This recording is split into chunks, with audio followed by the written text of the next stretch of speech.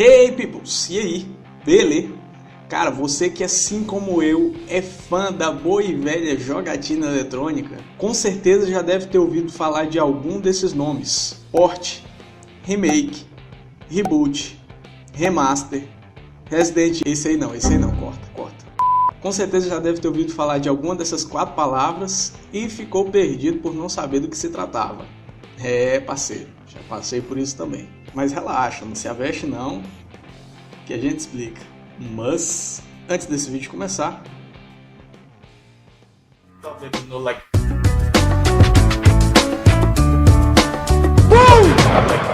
Tipo como?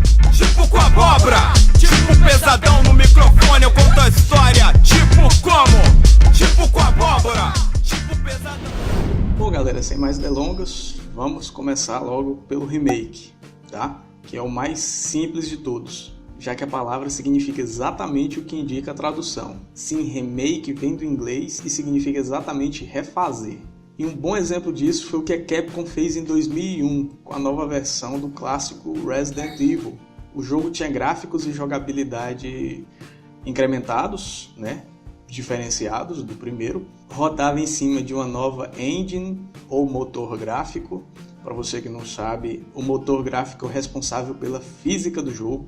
Tudo que acontece no jogo, se tratando de movimento, suavidade, expressão, tudo isso é responsabilidade da engine, motor gráfico. Voltando aqui para o assunto, o jogo trazia acima de tudo uma história expandida, novas áreas a serem exploradas e paranauês e afins.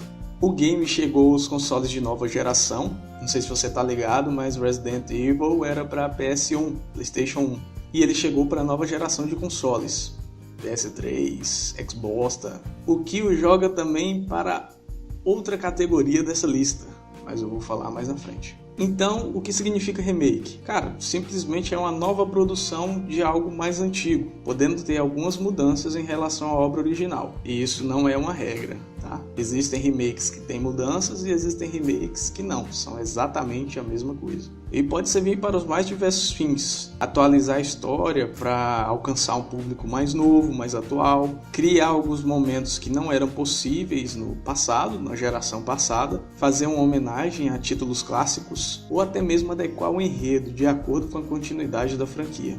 E para você que não sabe, aqui vai uma curiosidade nerd. Remakes são uma prática muito comum na indústria do cinema. Sim, é de lá que esse termo veio. Eu posso citar como exemplo um filme que eu muito gostei, que foi o Robocop. O filme de 87 e foi feito um remake há alguns anos atrás. Inclusive foi dirigido por um brasileiro, o José Padilha. Vamos pro próximo. Remasterização ou remaster. Aqui vai um dos principais pontos de engano, tá? Muita gente se perde com esse termo aqui. Por quê? Porque ele se parece muito com o remake, mas não é. Já te explico. A diferença básica é que em uma remasterização, pouco ou quase nenhum material é acrescentado de novo. A grande maioria das desenvolvedoras focam apenas em atualizar texturas, entendeu? De tornar as cenas mais bonitas aos olhos, nada demais, né? Eu posso citar uma remasterização muito legal, de tantas meia boca que tem aí pelo mercado. Eu posso citar a remasterização de God of War 3, né? Que já era um jogo muito bonito, muito legal, para PlayStation 3, desenvolvido pela Santa Mônica, se não me engano. Fizeram um remaster dele, né, para o PS4 e ficou muito show. Inclusive a atualização era de 25 GB, cara, para você ter uma ideia de quanta textura foi atualizada nesse remaster.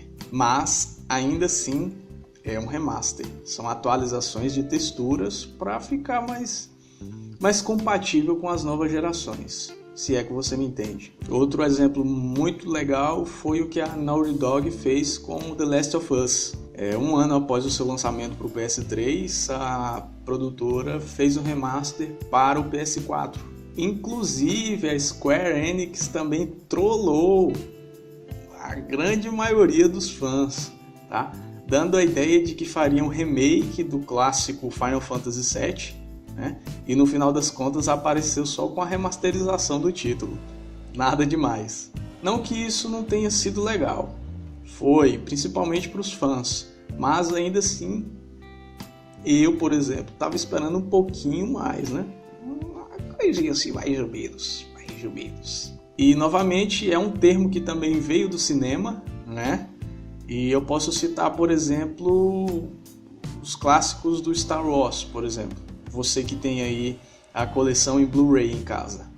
Esses filmes antigos estão aí em Blu-ray remasterizados, né?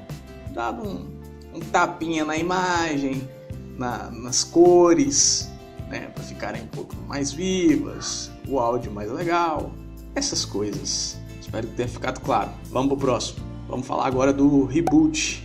Esse com certeza é o conceito mais complexo dos três e odiado pela maioria dos fãs, tá? Por quê? Ele se parece muito com o remake.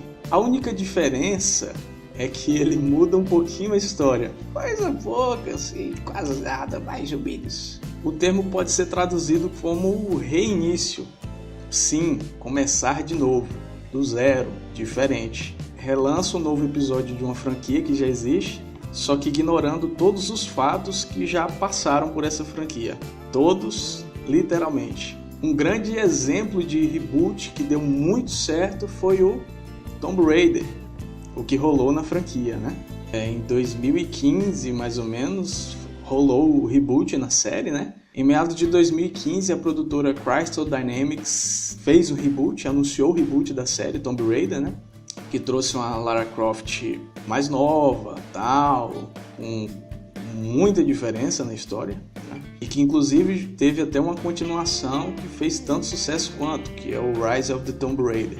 Por mais que seja diferente do remake, o intuito de se fazer um reboot pode ser muito parecido, que é o quê?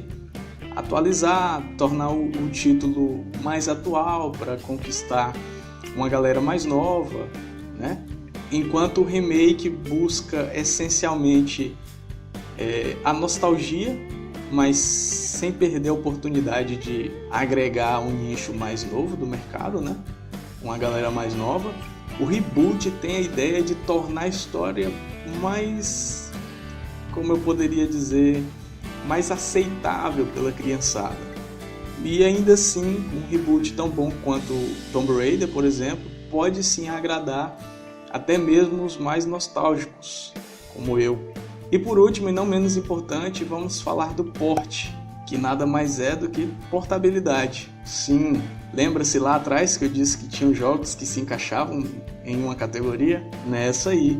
Portabilidade nada mais é do que pegar um título que foi desenvolvido para uma determinada plataforma e portá-lo para uma outra plataforma. Isso rolou, por exemplo, com Left 4 Dead, que era um jogo exclusivo de PCs e foi portado para os consoles, né? Foi um bom port. Uma parada semelhante aconteceu também com Assassin's Creed, né? Trazendo o exemplo aí dos ports de PCs para console. E o mesmo acontece no contrário, né? A gente pode olhar um exemplo aí muito bom que aconteceu com o Gears of War, né? Um port bem legal também. Mas não se iluda, nem todos os ports são bons.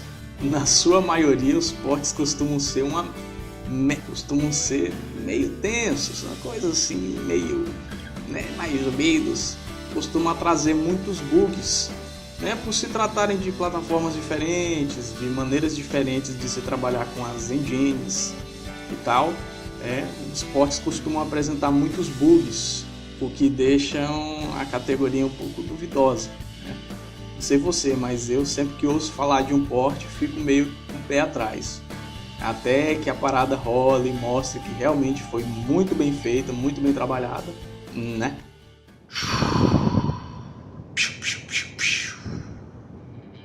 Bom, galera, eu acho que foi isso, né? Um vídeo não tão rápido assim, mas, né, tá ligado. Espero que vocês tenham entendido, espero que tenha ficado bem claro. Qualquer dúvida que você possa ter, deixe aí nos comentários que a gente responde. Lembrando que o debate não se encerra por aqui, né? Vamos dar procedência.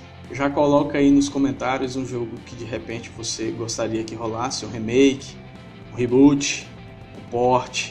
Não esquece de me seguir nas minhas redes sociais. Se gostou do vídeo e ainda não está inscrito no canal, se inscreve aí e clica no sininho para ativar as notificações. Não esquece de deixar o like, não custa nada, nem um centavinho, cara, você não paga nada mais por isso.